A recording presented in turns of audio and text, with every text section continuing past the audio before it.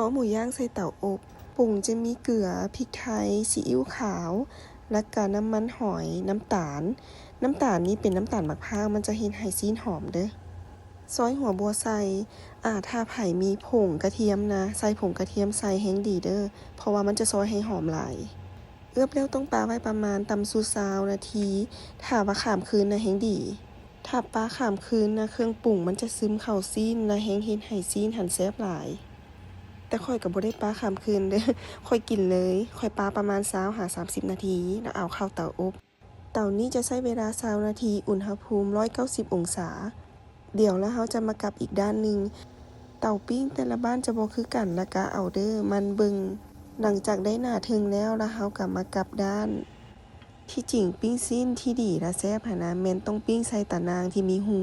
แต่ว่าทางนี้นะขี้คร้านล้างเนาะก็เลยว่าใส่จานเห็นแบบนี้น้ำมันก็จะอมใส่ซีนหลาย